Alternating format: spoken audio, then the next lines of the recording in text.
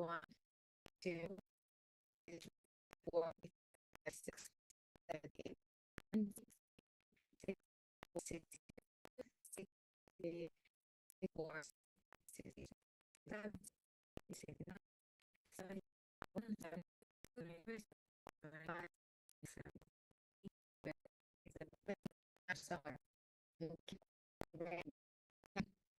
Better.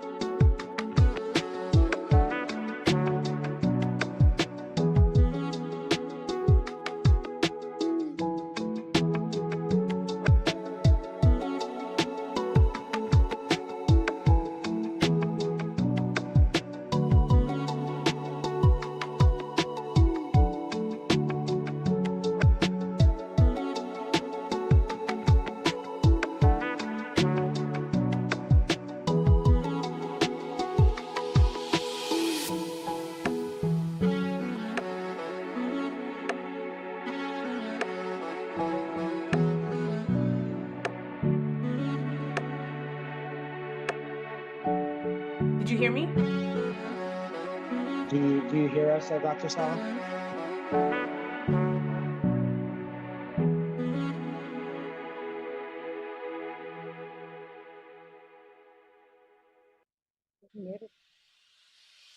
Marilyn, hear us?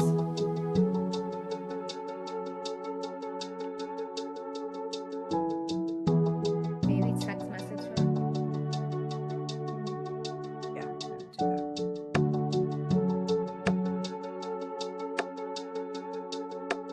And Vincent, there's no way to change everybody's background automatically through us, right? No, certainly not when someone's connecting over a phone, unfortunately.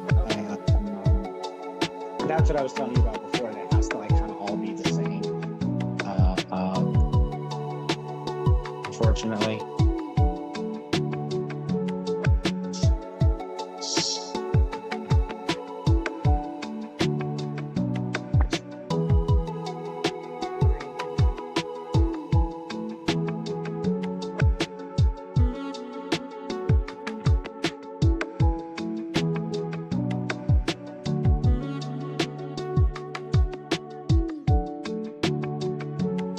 Melissa, can you text Tanya? Yeah, I texted her earlier today. I can't You just emailed. hear you. You can hear Dr. Salas, you can hear us? Yeah. Okay, I can hear you. Okay, great. Can you wipe your phone with the little cloth, the lens? Because you look a little blurry. The lens? Please. All right. Hold on for a minute.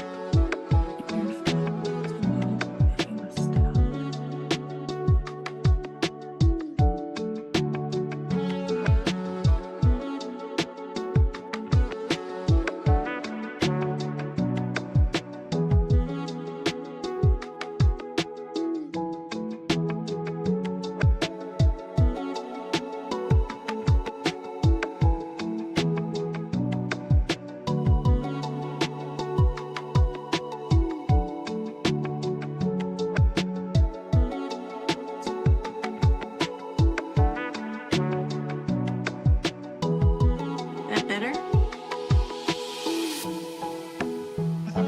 Hold on, let me just have a look. Yes, it's still pretty blurry, but better than it was. Maybe she needs more lighting. Definitely, but this Okay. works better. Do you have any other lights you could turn on at all? Okay, hold on. My phone is blurry.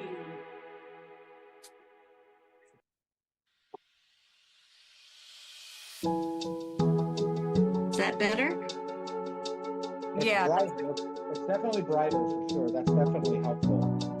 Unfortunately, I think that your camera lens on your phone is it just feels a little uncrisp. I know what. Yeah, I think I see. Her glasses are catching a light glare from a nearby lamp. Can you turn off the? Is there a nearby lamp to you? All right. It's a little. Was that? No, I don't know if it was that. All right. Look better with that. Okay, I'm gonna try again to wipe it. Hold on. Yeah, that would You know, be great. I'm Just with a little hold cloth on for. on both sides, yes. All right, in the meantime, thanks everybody for their patience. We're still missing Tanya. Summer, I don't know if you can come on the screen so that we can do a tech check and go over a couple of things.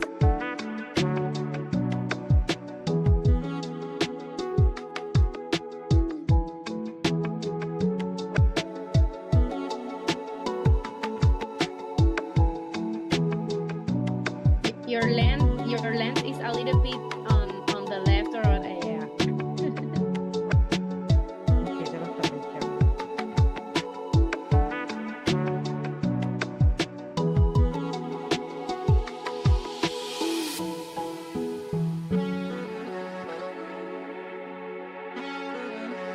Cristal,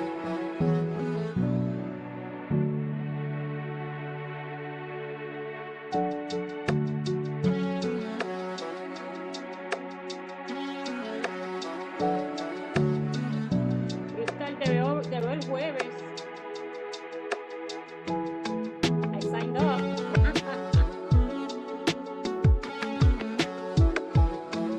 Okay, gente, let's Te vi. started. We'll have to catch everybody up. So thanks everybody for your patience. This is why we wanted to log in early to do a tech check with Vincent. So one, thank you all for your time. Oh, here's Tanya Denise. Okay, great. Let me hold to repeat myself. Okay. Hey, Tanya. Hi Tanya. Hi Tiara. Just getting started. Okay, cool. Sorry about that. So, no, it's okay. It's all good. We were working with Dr. Salas. So one, thanks everybody for your time. We're like gathered to touch, move, and inspire people to get involved with food sovereignty. We have about 170 something RSVPs. As you know how it goes, you have people who register and then who don't chime in.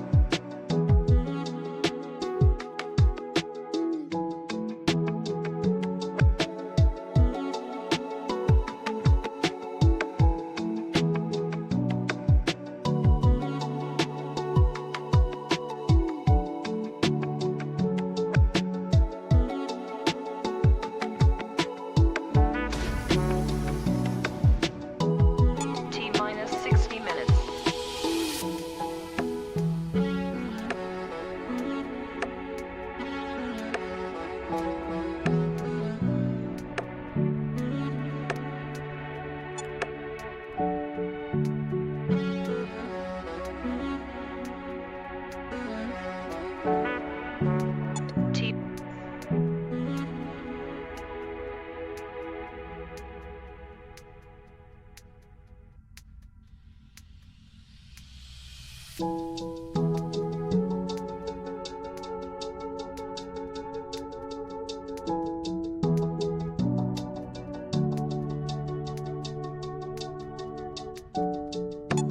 minus 32 minutes.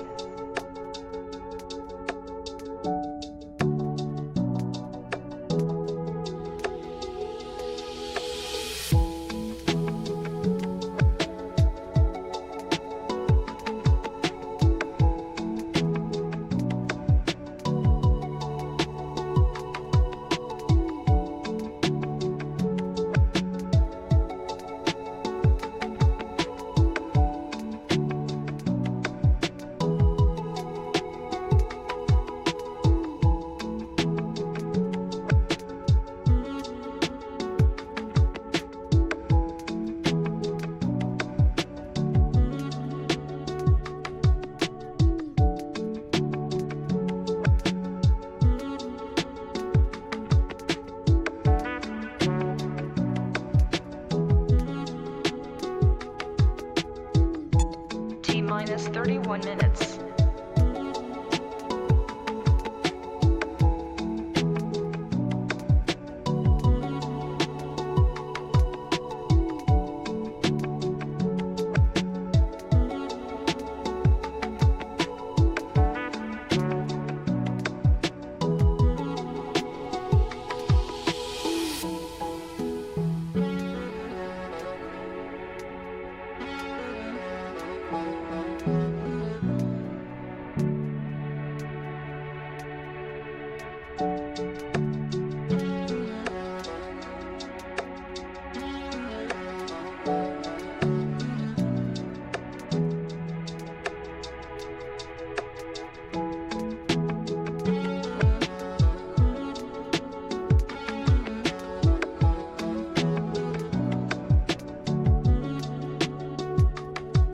T minus 30 minutes.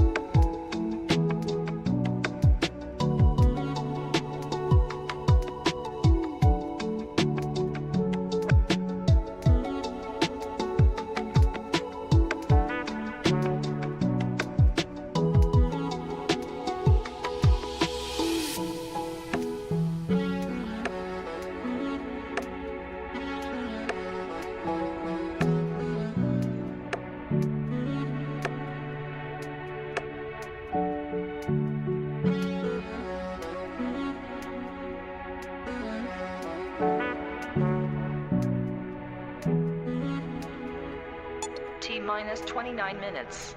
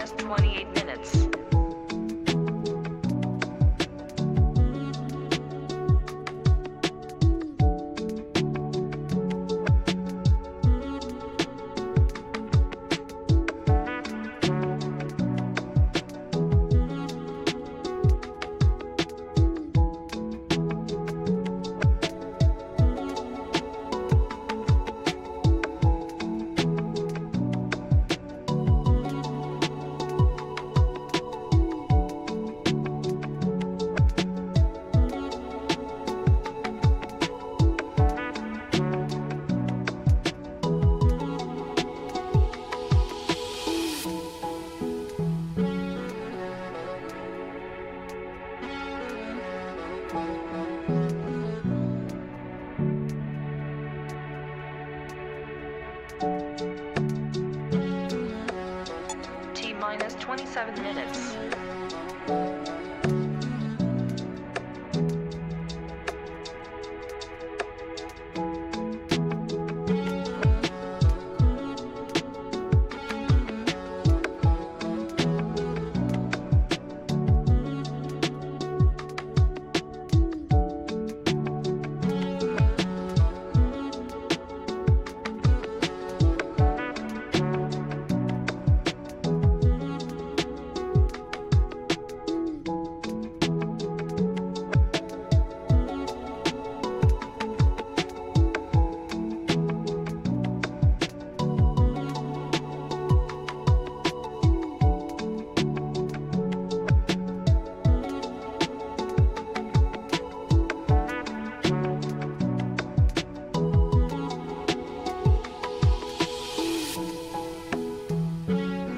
T minus 26 minutes.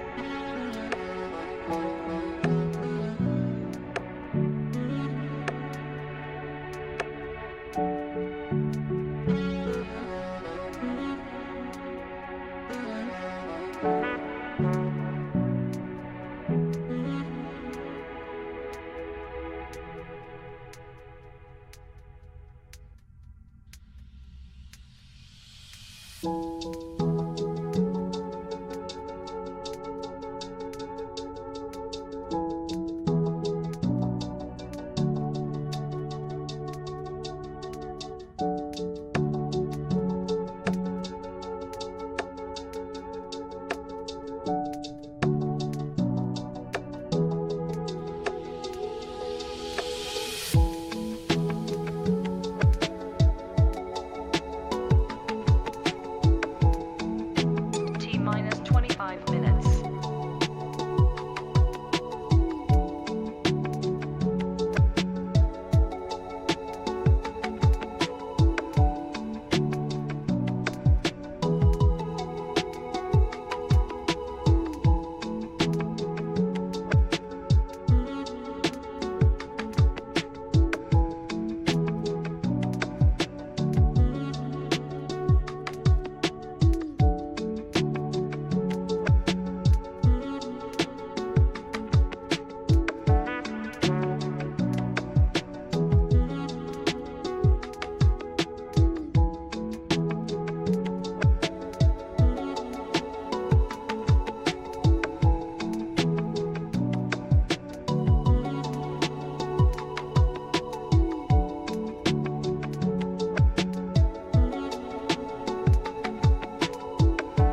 T minus 24 minutes.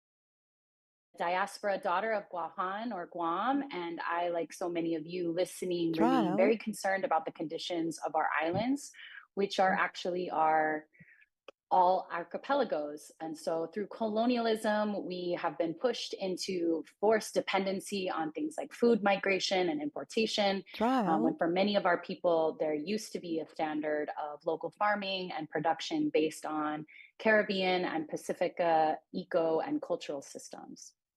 So we're joined here today to hear from various people, women in places like Guahan, Guam, Puerto Rico, St. Croix, and American Samoa, about the various work being done on the ground to restore our ability to produce local, healthy food and why that matters.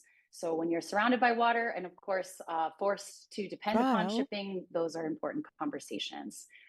We unfortunately were unable to secure a speaker from the Commonwealth of the Northern Mariana Islands or CNMI, and just had a last minute change with our panelist, Maluso Doris Talifo, who is the founder of Brown Girl Woke at American Samoa.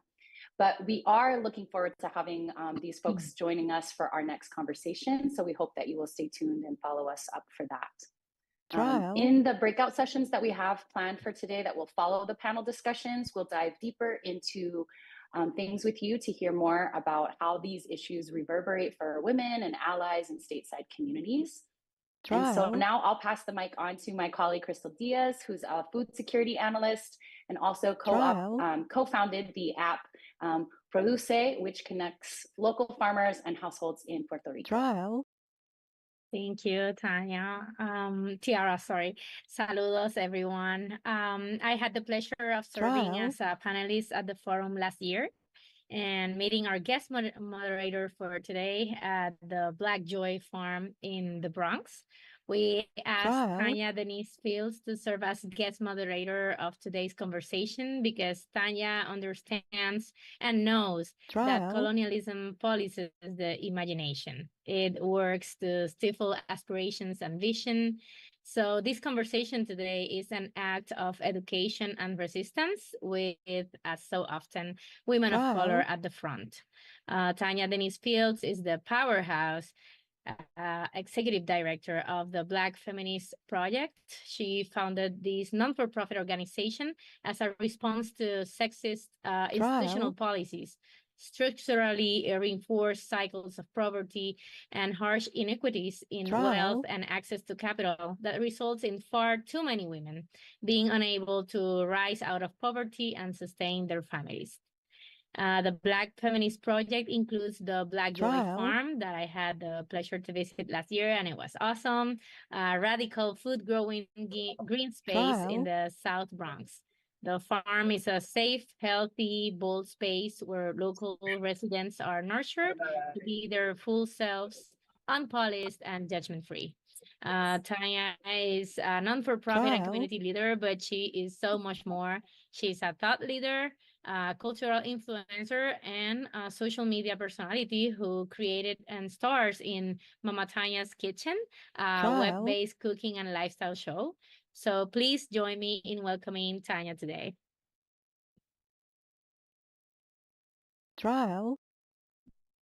Thank you. Thank you. That is quite an introduction. It's always very strange hearing yourself held up like that.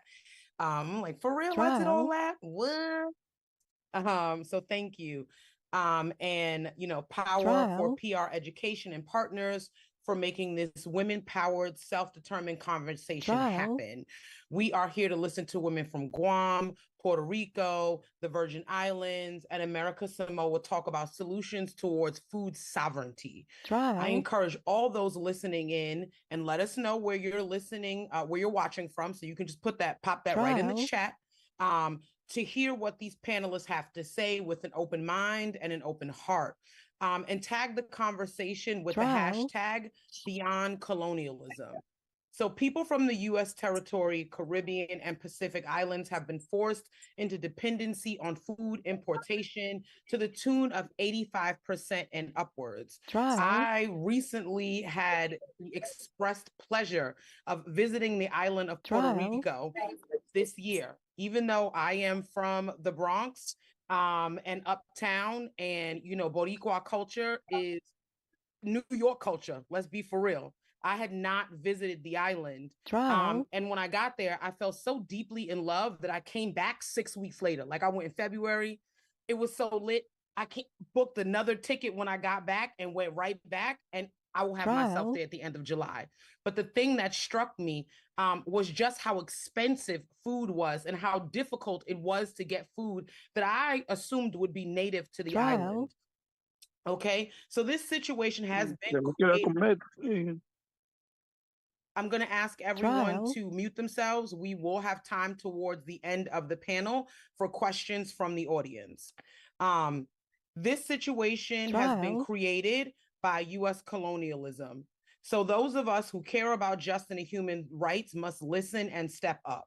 So now I am going to welcome the amazing panelists and ask each to briefly introduce herself.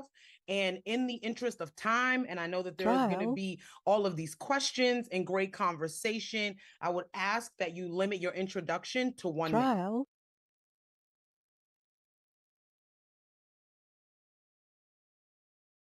I'm going to go ahead and start us off. My name is Sasha Muniz. I am a farmer from Puerto Rico. My project's called Finca Flor del Ají in Corozal. I'm also the president of a nonprofit organization for females in agribusiness called Agroempresarias de Puerto Rico, which focuses on all types of farming, being conventional farming, all the way up to traditional and ancestral agroecology farming. So I'm very excited to be here and be part of this conversation. I guess I will jump in and go next. Evening, everyone. Thank you for joining us. I am Summer Sibley Brown. I live in the U.S. Virgin Islands. I'm born on St. Thomas, but I live on the island of St. Croix. Recording I in progress. run a place-based nonprofit called Virgin Islands Good Food Coalition, and we focus on food security, sovereignty, and sustainable/regenerative agriculture. We've been doing this for about 12 years, and I'm really excited to be on the panel with all of these wonderful, brilliant women.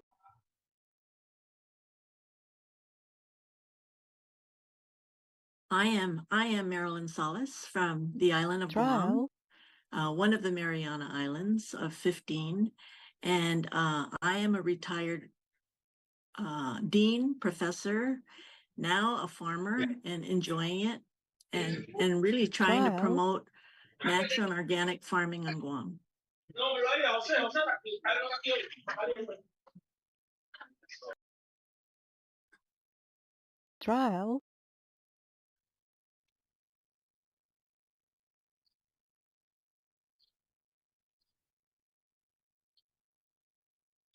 Okay, I keep forgetting I have to unmute myself. So let's go ahead and get into this. We want to focus this discussion on work that people can get behind. But of course, we want to have some context. So Dr. Salas and Sasha, how did these lush islands get to this over dependency on food imports, and why is this a problem? I'll go ahead and start. Well, colonialism has had a profound impact on Puerto Rico's food sovereignty, and that's for sure. Historically, colonial policies and economic dependencies have shaped our island's agricultural practices and our food systems per se. So some of the key aspects of that influence have been the monoculture and cash crops, land ownership and use that has been going on for generations. So during both Spanish and American colonial periods, we would focus on cash crops like sugar, coffee, and tobacco for export, rather than diversifying our crops to feed our population. So we have that economic dependency as well, because our economic dependency has been heavily influenced by the U.S. policies, which often just prioritize U.S. agricultural products over our locally produced products. So it has led to a reliance on imported foods, and that's around 85 to 90% of the total foods that we consume as of right now. We also have the Jones Act, which is the Merchant Marine Act of 1920, which has significant impacts on Puerto Rico's food sovereignty as well. So it's actually a very, very broad topic, but I'm happy to hear about what Dr. Salas has to say as well on this subject. We are very similar to what you have experienced. We have a history of colonialism, and many different countries came here from Spain to America, to Japan, and back to America. So we've had a history of people bringing in their food supply to this island. And it's a very special island because it has a strategic place, a strategic place for the United States. And over time, the island was devastated, and it also has its weather conditions with typhoons and earthquakes. So when you talk about a lush island, it had its history of losing all that. And then we relied on imported foods, and especially from the U.S. military, because they needed to feed their troops. When it was Japan, they needed to feed their troops. And so as time went on, we evolved into an island that now relies on imported foods.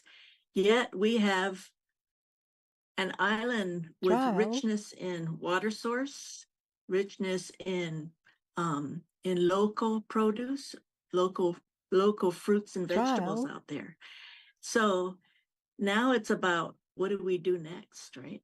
And over all these times, we've relied on federal funds. So I think the federal funds have controlled what we can or cannot do when it comes to the farms, agriculture. You know, they have restrictive rules. So, you know, that's the beginning of what this lush island has become. Very reliant on outside food sources. I'll stop there. I'm just going to ask folks when you join to please, some of us have in our settings to be automatically muted. Sometimes we don't. So just try to be conscientious. It is a little bit jarring to be listening to the wisdom of these amazing women and the work they do. And, you know, I don't know, to hear your true crime in the background. So let's try to be conscientious that we are sharing digital community together. So please make sure that you are muted. So Dr. Salas, thank you so much for that. And so I want to pivot a little bit to Summer, who is in the Virgin Islands. And I want you to talk a bit about the impact of food importation dependency, both on our wallets and our pocketbooks. We know right now that all across the 50 contiguous states and the U.S. properties, aka colonies, we are really feeling the brunt of inflation as it relates to food, but so much more so, I think, in places that have been, these islands that have been colonized by the US. And so what does that look like for our wallets and for the health of the people who live there? Thank you. That's a really, really, really important question. And so I'll start with the health. Because the health has two impacts, right? It's physical health, right? So I'm going to personalize this. I'm a 45-year-old woman who lives in a body that has been raised in a system that is food dependent, right? And so I am morbidly obese, polycystic ovarian syndrome, and diabetic, right? And we're looking at a community that has heavy instances of chronic disease, right? Non-communicable disease, right? So we're looking at hypertension, heart disease, obesity, right? And then when you compare that to 100 years ago, a generation, right, where we had people living to be centurions, and then we have 45-year-olds living with chronic disease, and it's becoming younger and younger and younger. For me, it's like there is a trigger here with the food that we eat and how we eat and how that food is brought to us and the amount of preservatives, right? So the global domination of our food system and our food system and our lack of ability to provide the food that we would eat and have access to fresh food is impacting the physical health, right? Now, let's talk about the mental health aspects, right? There have been times where the ship has not come. Like, I live in a place where the ship has not come, where it's days before Thanksgiving and the grocery store is bare, or there's a hurricane and the ports are closed because nobody can drive food in. So if our port doesn't open, then the ship can't come to bring us food. That's a whole other level of insecurity that a person's mental and physical being is walking with and actively living in trauma because it's hurricane season. So as Hurricane Beryl makes her way up and we see it hitting islands, we're preparing, we're bracing ourselves for that trauma again, right? So the impacts of not being food secure based on the system that has been built to benefit a global food market and not the people who live here feels like active trauma disorder, right? And a way that in which our own country, because most of it is unknown, it actively wages war against us because we sit at the end of the food chain. And we're not a priority until it's time for us to be militarized. And when we are militarized, the people they care about feeding is the military. Period, on point blank, right? Like we are the outskirts. And we were bought for strategic reasons. So that's one. The economic factor piece of it now. So, right, So now I'm stressed. I am physically in a condition that's not healthy. And the cost of food is in some places 3 to 4 times more expensive than it would be any other place in this nation because of things we don't control, right? So not only is it not good for us, we are stressed because our dollars can't stretch far enough to take care of our families, nor can we afford the fresh food aisle, right? So we are forced into buying the things that will last because they're also affordable. I mean, when you think about a box of cornflakes costing anywhere from $7 to $10, a bottle of orange juice, basic bottle, $6, when you could go into a Walmart and get those same things for 3 or 4. And it's not Walmart, it's any grocery store, right, in the contiguous. So I'm not targeting the entity. I'm just saying the ease of access and how that changes the prices for us. And then you look at the cost of living here on a whole in terms of like rent. Um, it's a hardship that we have normalized, but I think we are all walking with a level of internal trauma because you don't have that ease. There's not a day where you don't have to figure it out. And that is for even the most successful among us. I can't even imagine what it means for the people who are seeking assistance. Summer, thank you so much for that. And, you know, I'm the moderator, I'm not a panelist, but just my own analysis doing this work specifically around land and food sovereignty, right? And understanding the history of what colonization is, you know, it really is important to talk about, like, that is the system of colonization, right? Like the Virgin Islands had food before white folks showed up, right, to colonize it, right? Before America showed up to buy it, which in and of itself is a wild concept to me. Like that folks can swoop in and buy whole islands away from folks. It's still something that I grapple with even in my 40s, right? The morality of that, but things being that they are, right? So there was food there before. People were feeding themselves. This is not something that wasn't happening before. But the purposes of colonization, to contextualize it, is to come in to displace people, to take the natural resources from folks, then to make it inaccessible, and then to be able to sell it back to you in a way that you then become completely dependent upon those who have come into your land and dispossessed you. And so this is the system working exactly as it should. So I appreciate you giving us the context of what that looks like on a micro level, like in the day-to-day lives of people who live there. And so I'm just wondering, I'm opening this up to all of the panelists. How do you think this issue affects or reverberates among diasporic women in communities in the 50 states? Well, I could go ahead. So, you know, most of us are mothers, sisters, daughters, and of course we have our loved ones living abroad. I can speak on the 8 million plus Puerto Ricans living right now in the 50 states. It's definitely an issue of, let's say, does my mom have enough food to take her through the hurricane season? Is she, you know, in a place where she could be self-reliant? You know, is the community going to be able to get through this? Things when, like, for example, gas prices rise up. As Summer was saying, the ship doesn't come in. So we're just stranded with, do we have enough food to feed our communities? Having that on the back of your mind and not being able to know what's going on, specifically on, like, during hurricane season, for example, like, are the people on the islands okay? Like, what can we do?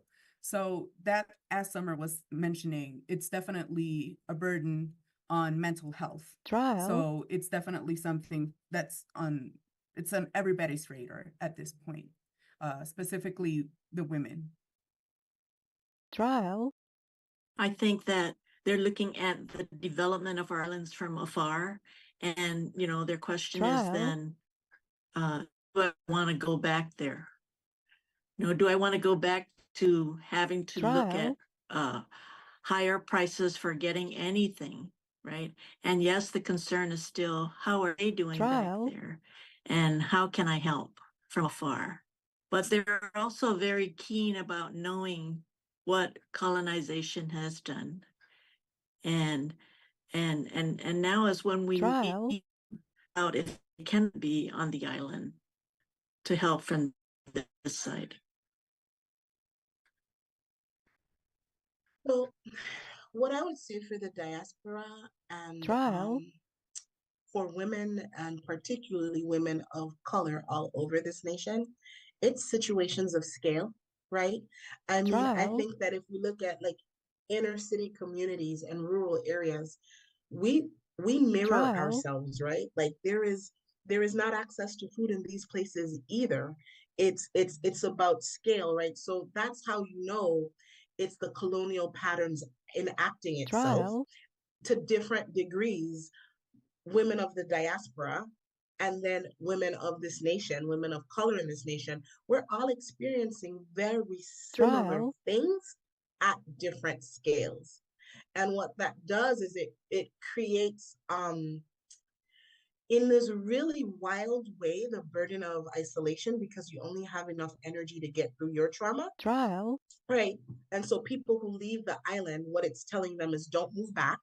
So it reassures that we are losing our children at fast rates, right? So our elderly are left alone. Our children are like, I love home, but I can't come back because I will never be able to make it there because I already know what that is. And while our children feel like they can't make it here, other people's children are moving in and purchasing our land and taking over businesses and thriving in our community because they have different socioeconomic backgrounds and networks, and they're not tied to the long history of trauma, right? They're not experiencing the trauma of scale, right? And it says, so it's really, really hard because it does this thing where now the people in the diaspora, it's like, I want to talk about my home and I want to engage with it and be prideful about it, but I cannot live there and I cannot raise my children there because I cannot give what was given to me to my children, even though there were so many other beautiful things that were given to them besides, right, the poverty and the trauma that we experienced under the colonial systems that were set up. So it's like you said, the system's working really well. It's this wild thing that divorces us from ourselves and takes our most precious resource, our children, by way of either not the ones who are here don't have health and access to upward mobility and the food they need, and the ones who are away can't see themselves returning because their home was this place that their family came from, but nobody can actually afford to live there. So now there's a forced migration, right? But then if we say that in another place, it'd be like, well, nobody asked you to move here, right? So it's just like this whole really weird and powerful system that we are all, not just people who live here, are in the interplay of, right? That we seem not to have control over. Yeah, at the Black Joy Farm, which is our urban farm at the Black Feminist Project, our most enthusiastic and ardent volunteer is an 80-something-year-old woman named Iris. She is a Puerto Rican woman, and I was showing her pictures of me in Puerto Rico. She's from the Campo, and Iris almost got tears in her eyes. She said, I have not been home in so long. And I told her, I said, I went to San Juan. I was in Condado. And she said, oh, that's where my family is from. Did you love it, Tanya? You have to go to El Yunque. I said, oh, girl, I've been to El Yunque. I already climbed the mountains and jumped down into the water. And I was like a whole, and I realized how much immense privilege there was in me saying these things to her, that this 80-something-year-old woman, right, who is coming here, helping me on this farm, because she says to me, she calls me her Morena.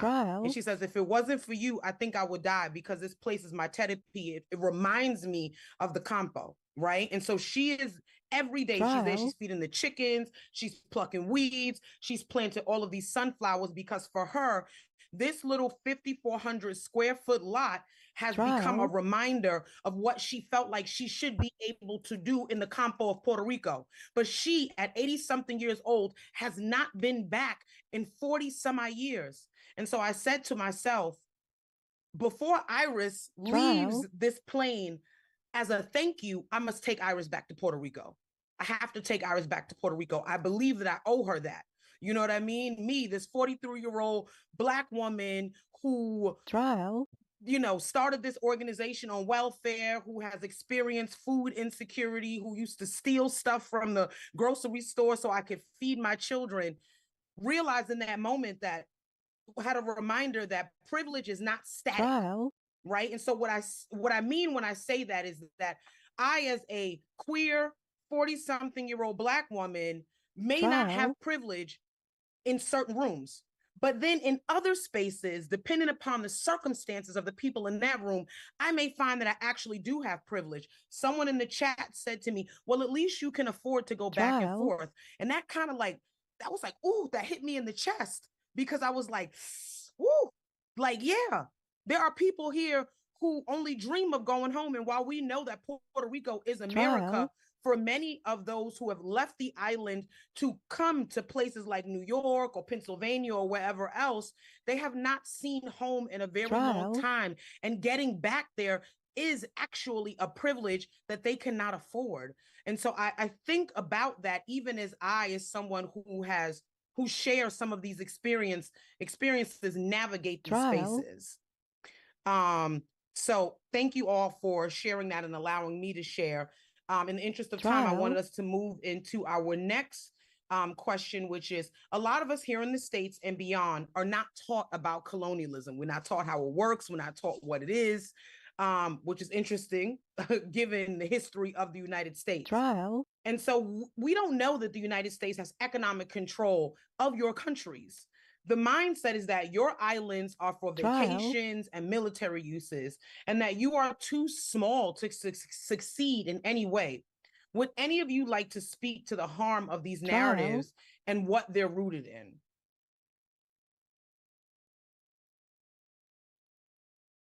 I can jump in. Too small for who? That's not, when we had an island food system summit, I want to give credit to Caillou, who is from Hawaii, and she was here in the Virgin Islands, and we said the name, we talked about like remote areas, and she was like, remote to who? And that kind of like flipped my script, right? Like, remote for who? Too small for who? Like, I think that we all should be afforded the opportunity to grow food for our communities that is of this place, for the people in this place, and see just exactly how far the food that we grow will go, right? We haven't been afforded the chance to see what scale or size we can grow to, or what Puerto Rico and the Virgin Islands can do together. Like, USDA historically literally has had us in different areas. So for instance, in their system, some programs, my direct, I will name USDA NRCS, that's in Puerto Rico. But if we look at FNS, that's in Vermont. If we look at FSA, that's in Gainesville, Florida. If you look at Puerto Rico's headquarters, they're all in different spaces. So we haven't even been able to be together under their structure to figure out what we can do together. We're starting to change that through the Regional Food Business Center, through things like the Island Food System Summit, through things like, especially this group of women working together, where we're having clearer conversations. So we're working at real grassroots. But I think that I think the danger of that narrative is telling anyone that they cannot take care of themselves, and that because of that, someone else should control their culture and change their identity by being able to force industries on them, and being able to force new eating patterns on them, because that hasn't worked out for us. So that's my take.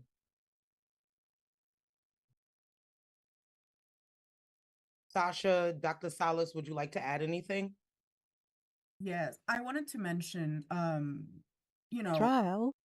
about colonialism per se. As I mentioned in the beginning, the Jones Act is a prime example, at least for us here in Puerto Rico.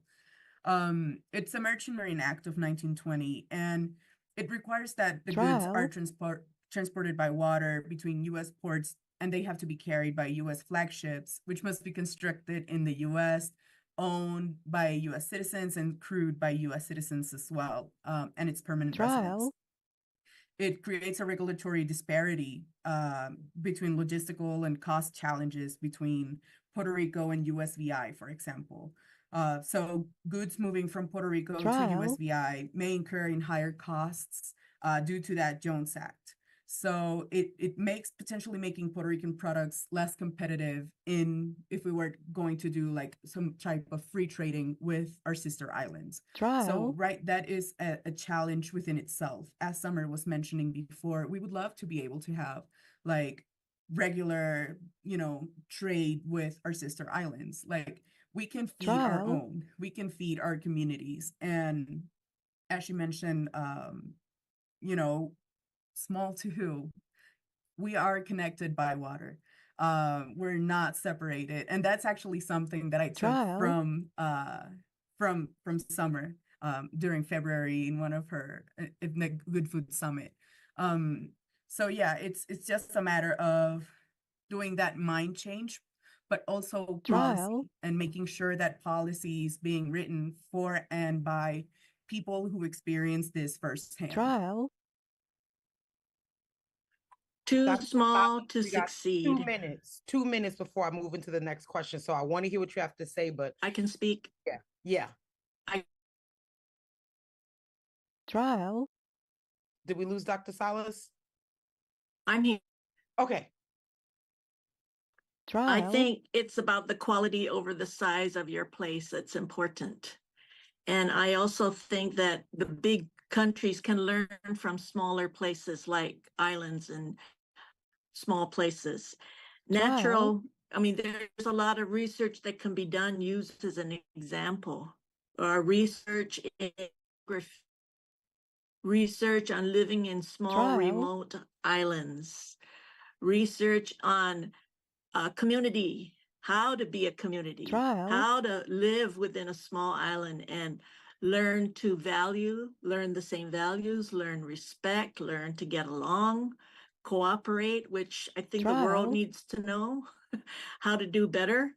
Natural weather challenges. We have typhoons and earthquakes. Big countries can really learn from small places. Global warming and what we're experiencing now and how it can be valuable for them to turn their heads towards small places to learn from them. So it's about quality over the size of a place. And all of us have a pretty good, we all have a brain, and the brains of these small places are very big. So tap into what they're experiencing on our side. Sometimes this is rooted in arrogance. The thoughts that come like that, they're rooted in arrogance, they're rooted in dominance, they're rooted in a lack of intelligence. So hold strong and show your best of your place.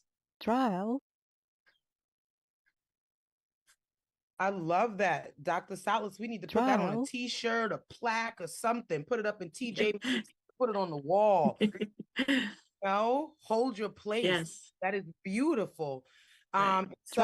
This last question, which is a heavy one, and want to try to keep it 3 minutes for each panelist, because it's really important for us to get into those breakout groups so we could really dig into what we've heard thus far. And so I want to ask you all to answer this big question in 3 minutes.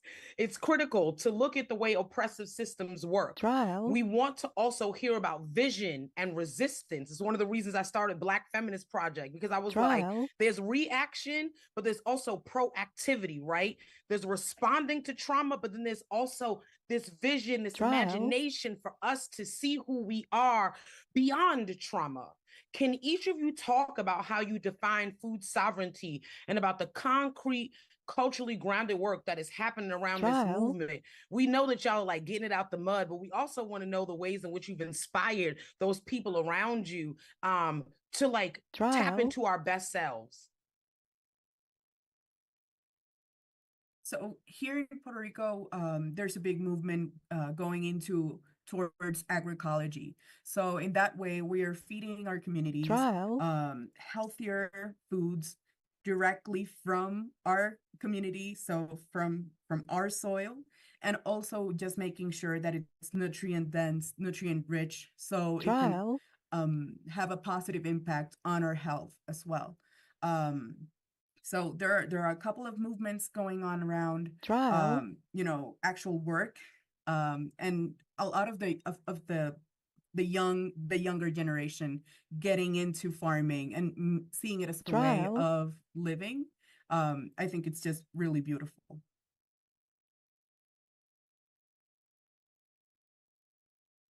I can go unless Dr. Salas wants to go. Okay.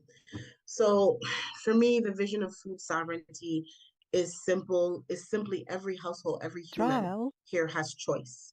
Not choice, like not false choice, right? Not imposed grocery store choices, but we have choice. We recognize our food, the food that grows in our backyards, the food that grows in our neighbor's yard, the food that's growing on our farms, and we actually are empowered and economically stable enough to make those choices, right? That we have, again, this comes from Hawaii, forward-facing remembering, that we remember who we are and how we used to eat and how we used to cook and how we used to commune and what the culture of our food is and what helped us have centurions here, and we are determining our way forward collectively. And this is like a multiple, it's the collective action of it, but it's also the individual action of it. Like me as a human, Summer, really recognizing that I have my own sovereignty and I want to make these choices and acting on them. My vision is that I do not have to remain divorced from the Caribbean or divorced from islands. That like how we're doing this is like fostering relationship between me and Zesha, right? Me and Erica, me and Tiara, me and Cristal. Like we are now doing what our governments have chosen not to, which is leaning into knowing each other and learning the asset each other is and seeing the human and being like, we want to be in this together. We want to be in the heavy lift. What support do you need? How can we learn from each other, right? There's no entity doing that. And so I could talk about the like, oh, we got this USDA grant. Oh, we did this. But I think the most radical thing we're doing is leaning into our common humanity and learning to love, respect, and value each other, and using that common base to build a movement that has not existed across our islands and hopefully will be reflected in the diaspora, right? Like that is the radical visioning we are doing. Is like, how are these women now my sisters? And like, how are we locked in arms? That will take down the blockades of colonialism, albeit maybe one ship at a time. And I'll add on, it's not always about economic gain that we set up things on our islands. We have been able to have a natural and organic market without federal funds. And it has been successful. So if you don't look at the money area, because too many people are focused on the economic gain, we're interested in the health of our people. We're interested in food security. We're interested in sustainability at our market. This is an example. I'm leading a market down in the center of our island, the capital city. And we started with 2 people, 2 farmers. We now have about 21 members. And these members are elders, and these elders are carrying with them the cultural values. They're telling us how to plant tapioca. How do you know when taro is ready to be picked? And so the youth that we need to invite more, are the ones that might be the solution to what we're doing. That they get an education in agriculture for us at the University of Guam and at Guam Community College. But their education, I sat in a soil conservation course for the whole semester. And I'm 67. I sat with 21-year-olds. They were so technology driven and so sharp that I was telling them, at your age, if you have land, you would farm it and experiment it experiment with it, because I was 50 when I started farming, and that's already late. You start young and you lead your nation somewhere good, somewhere for food security. So we have a market that drives a natural and organic food supply. We have local Payless grocery store. I'm very proud of that Payless grocery store because it's an indigenous run store, and they accept all the local farmer goods, and they buy it at an affordable price, and then they charge the customers a reasonable price also. So they're not really making money off of us, but they're encouraging the farm world to keep going. We have an organization called Guahan Sustainable, and this is an organization that educates the youth, but also shows people how to garden. And I really like, they are really in sync with what we're doing as farmers. And then finally, there's a restaurant, and that restaurant is a local restaurant that's using local produce from their farms. So if we keep doing these kinds of things and build up, we're going to find the solution to letting the people drive the Carabao cart. Well, thank you so much. Y'all are amazing, doing amazing things as, Black women, indigenous women, women of color. We always be getting it in, So I am not surprised that y'all are doing all this amazing stuff. And I'm learning so much. I'm like geeked up because so much of this stuff, even though it is on, I've not been to Guam yet. I've not been to the Virgin Islands. I've recently just discovered the magic of Puerto Rico. But so much of this sounds so similar to what we're doing here in the South Bronx, in not just the Black Joy Farm, but many of the urban farms in these spaces that were started for the very same reasons, that was started by women who look like all of us, me, you, like we share these experiences. So I'm just excited. And so I want for us to get into our breakout session so we can get down to the nitty gritty of it and explore the different ways that we can all work together. So if you've RSVP'd, we're going to see you in the breakout rooms, and then we're going to reconvene in 20 minutes to report back. We're going to talk about some next steps. We got some winners of some raffles. I don't know about y'all, but I always like free things. And we're going to wrap this up for the evening.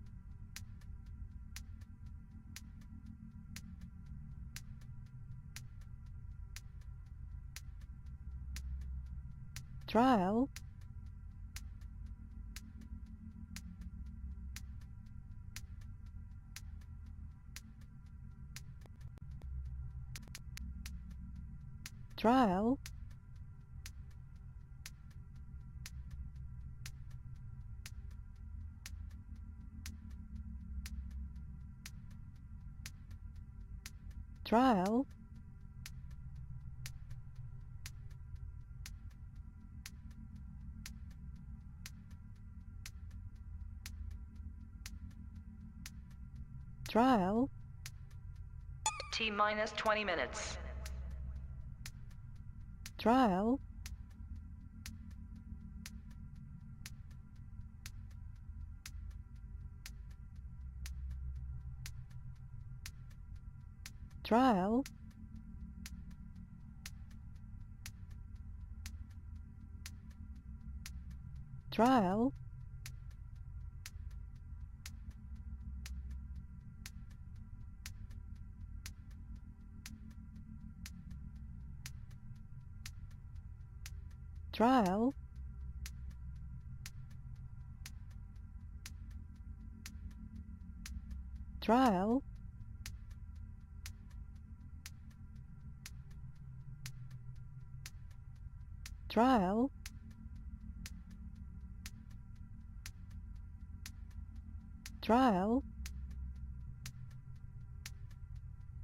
T-minus 19 minutes.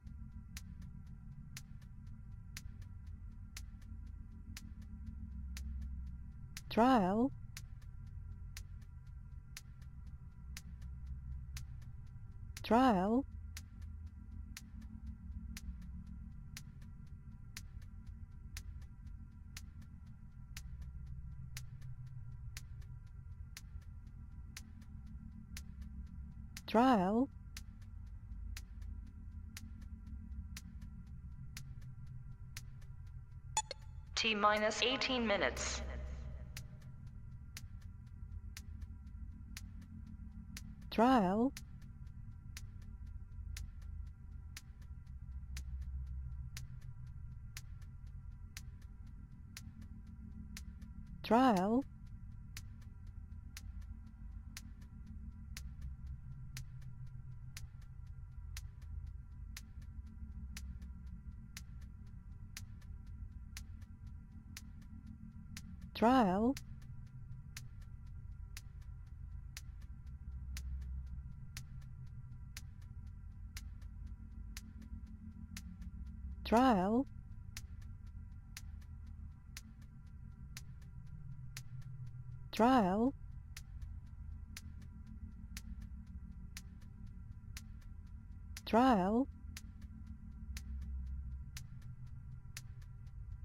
T minus 17 minutes.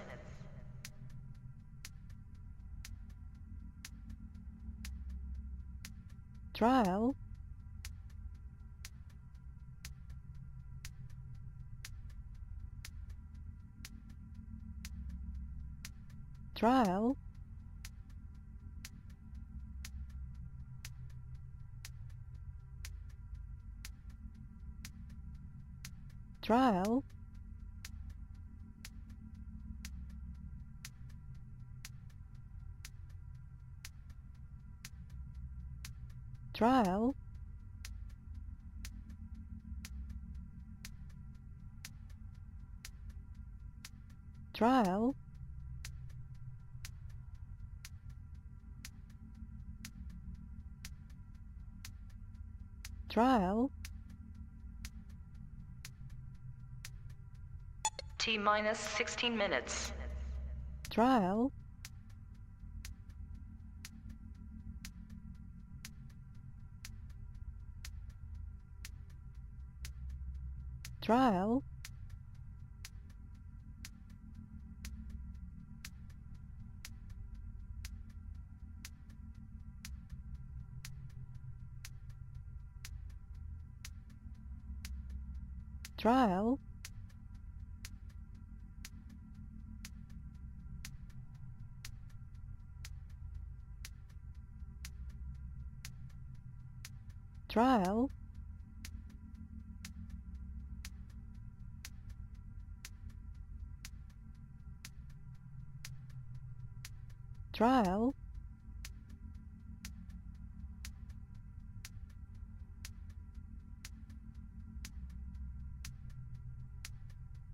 T minus 15 minutes.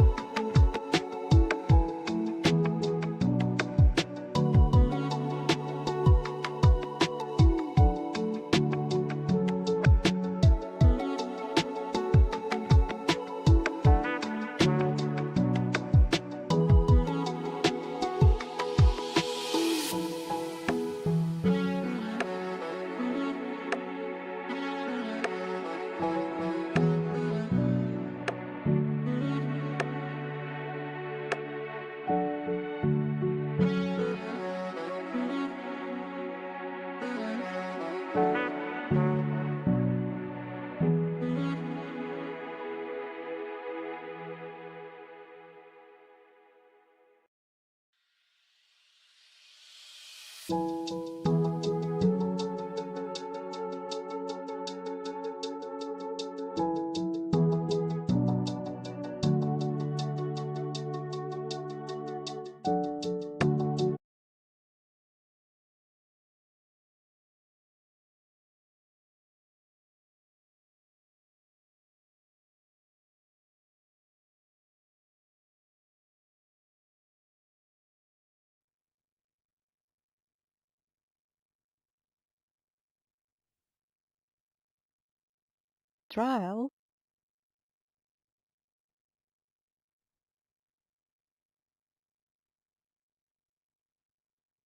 trial,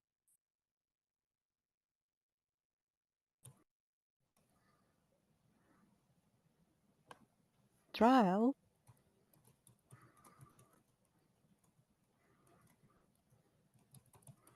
So I think that we're back. trial, Folks are starting to fall back in from the join the main session from the breakout rooms. And it looks like we've retained almost 100% attendance trial, from what I remember. So that's dope. That means that people are feeling titillated and inspired and trial, interested. No easy feat in these digital streets.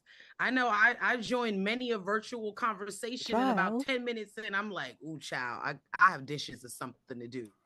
So glad to see that we trial, like 97% of the people are back here in the main session. I'm looking forward to hearing briefly about what stood out and also taking a couple of questions from the audience. So Dr. Salas, let's start with you. trial, Can you hear me? Yes. Okay, thank you. So what we heard in our sessions were that the more we trial, understand how much we are connected, how powerful we can become. I think that's a very important thing for us to know. And that we need to join forces as people of the islands and trial, not to exclude the diaspora of women out there, but to use them as a resource to help us with any kind of power that they could get, example, voting trial, power or the power from within. And as allies, trial, find the community to connect with. Find your communities to connect with and get support from other trial, women. So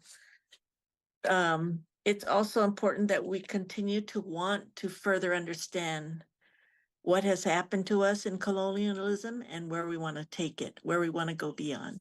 trial, Thank you, Dr. Salas. Sacha.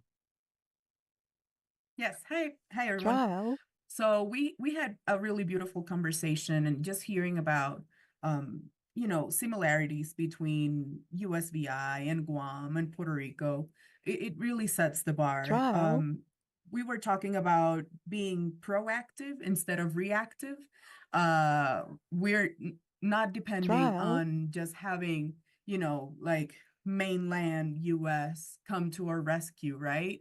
We have to be able to be proactive in setting ourselves up for success. trial, As Dr. Salas was mentioning, being able to have a network, like farmer to farmer, community to trial, community, organization towards organization, and not really be dependent on, like the government imposing things over us.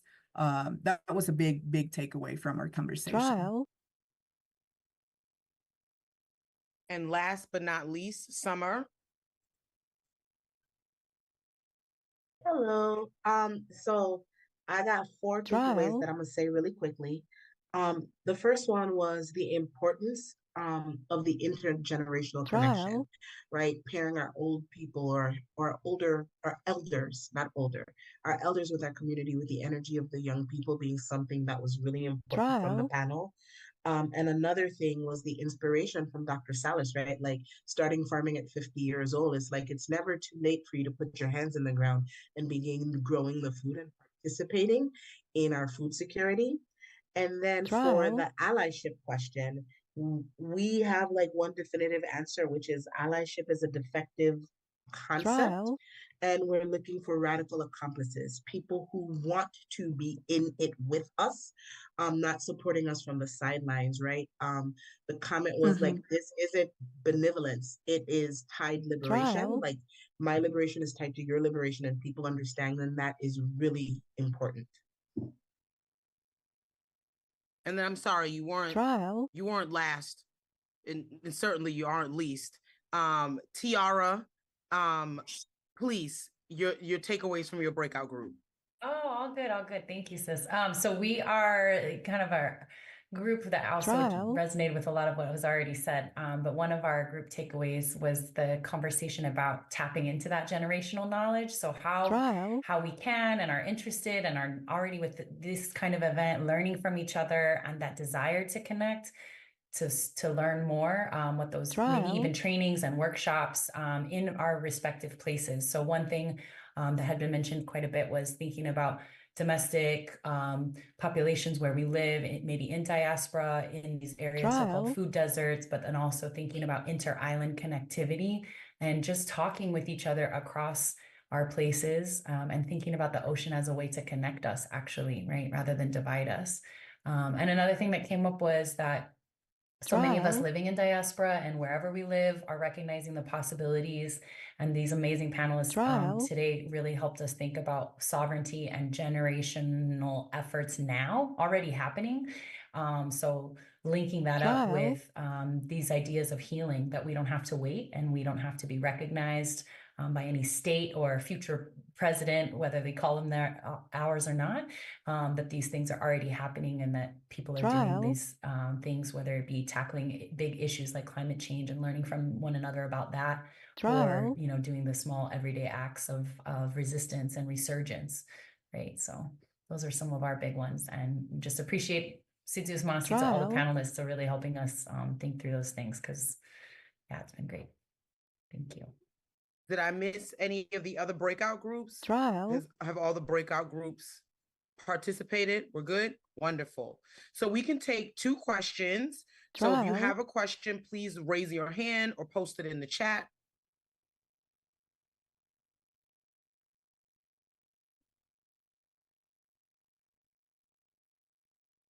trial,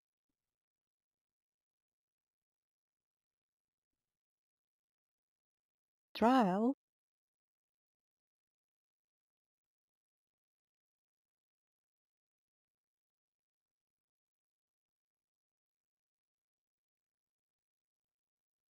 trial, Okay. Well, I feel like folks feel like maybe folks are very full and satiated. And trial, so if there are no questions, I would wait, there's something in the chat. So is this a question? No.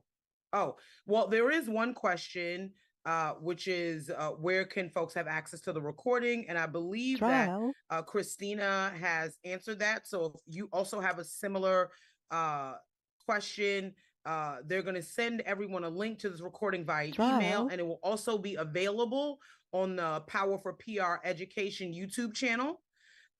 So if you came in late, trial, don't worry, you can catch the beginning of this panel. The recording will be available. And we are getting ready to, is there a plan for another panel coming trial, up in the future? That's another question. Is there a plan for another panel coming up in the future? Not sure who can speak to that. trial, So short answer is yes. Yes, we have, I'm sorry, Tanya, so we will have a trial, feedback form, so it would be helpful as we remain in touch for people to let us know what you want to dive deeper into, what would be a next conversation, and trial, also how we can build together. I'll just pause there.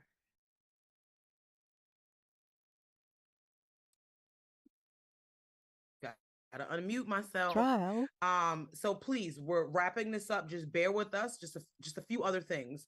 So anyone who RSVP'd for the event, we have a special announcement. But first, I trial, really just think, this was no easy feat. convening this, doing this, in a digital space sometimes can feel even more difficult than doing it in person. There are a lot of moving parts, tech issues, all that kind of stuff.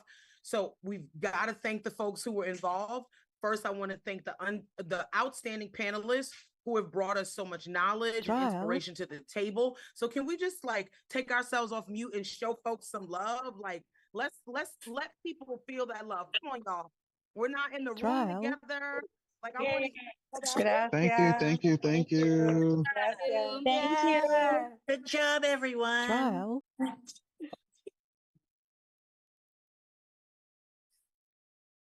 In true fashion, I'm festive. Trial. And also would just like to thank the collaborative team that brought this together. There were people who were not on screen, who we did not see, but were very instrumental in bringing this to the forefront. And so we want to thank Janice, Christina, Erica, Ozzy, Vincent, Stephanie, Melissa, Rika, Ursula, Crystal, Tiara, Summer, Sacha, and Doris. And Sacha, I'm going to hand it over to you. Yeah. Thank you. Well, on behalf of the team and everyone here listening, we want to thank you, Tanya, for, being a fire moderator, also sharing your energy with us. It's definitely a true statement of it's definitely a true statement of what you stand for and what we can accomplish when we come together. So it's been my pleasure. As Black women and women of color in resistance, we have to build these bridges, these allegiances, this radical accomplishment. So y'all know I'm always down. When it's time to fire, I'm coming through. And so we're going to follow up with everyone on a few things, which include the link to this panel so you can share it. A new information resource, beyondcolonialism.org. And I believe that Janice has put it in the chat. So copy, paste it, bookmark it. There will be a survey that will help us better understand how the issues that we talked about this evening affect communities from the islands to the diaspora. So please, we know that people get a lot of emails. It's very easy to just discard things, but we are asking that if you enjoyed this, if you found it interesting, if this held your attention, we want to make this better in the future, and we want to understand your perspectives. So do not disregard that email. Please open it up so that we can keep building together. We talked a lot about radical accomplishment, allyship, allegiances, whatever you want to call it. Help us continue that. And so now we are going to close out by announcing our 5 winners of the Resilience Myth, a new book by Soraya Chamali. I hope that I pronounced that correctly. And so let me just drum roll, please. Let me get the names, and I hope that I say these right. If I do not say your name correctly, please forgive me. Blame it on my head, not my heart. Okay. So our first winner is Emily Reyes. Yeah. And I'm going to try to say this name. The last name is going to get me, but I think I got the first name. Mina Nala Nathan. Mina Nala Nathan. If I did not say that correctly, please tell me how to say it, because I do want to throw some respect on your name, quite literally, and say your name correctly. So Mina, how do I pronounce your last name? It's Nele Nathan. Nele Nathan. Perfect. Thank you. Mina Nele Nathan is our second winner of the Resilience Myth, a new book by Soraya Chamali. So let's give it up for Mina. And then our third winner is Joanna Poblete. Did I say that correctly? Are you here with us, Joanna? Help me put some respect on your name. Okay, we'll be reaching out to you, Joanna. And then I don't have to be that humiliated that I said it incorrectly. Our fourth winner of the Resilience Myth is Annette David. Annette David is our fourth winner. And certainly last but not least, and again, forgive me because you actually said your name and I heard it. Sioninin? Sionine, thank you so much. Sionine. Did I say it correctly?